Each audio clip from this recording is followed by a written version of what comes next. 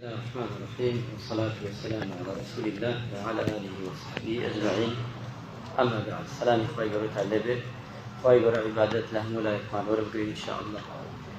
أشين خدمتي حديثك مبارك پیغمبر نازدار صلى الله عليه وسلم دلم حديثات فرمي باشترين تانو كسانية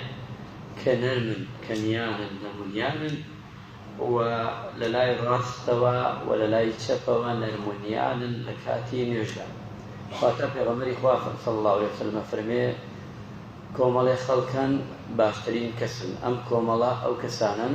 ككاتي للريزي نجا كان الراء وستن شانيان نرمة وبراي مسلماني يعني زور طبيعية في بلا بيو بيشو بشو دوا شاني ستك على غليا قاتي ستك على غليا أما أمكم على خلقه بيغمر إخوة فرمي عليه الصلاة والسلام باشترين كسر لا يخلى يبرودقار لكم على كان يترنا خلقان يتر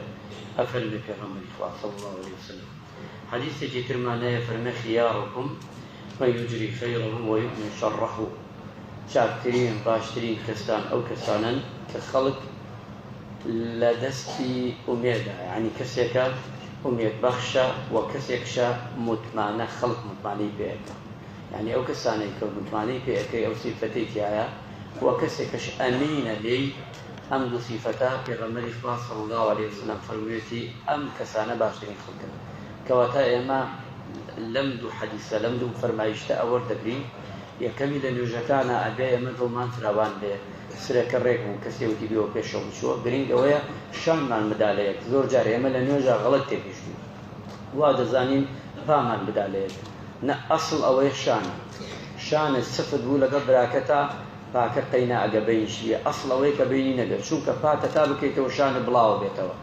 بلام أجابات بجوري أندازي خود بيشان ديك السفت به چونکە ئەبێ شان و پایەکێ بێ نەک پات زۆر فراوان بێ و شانت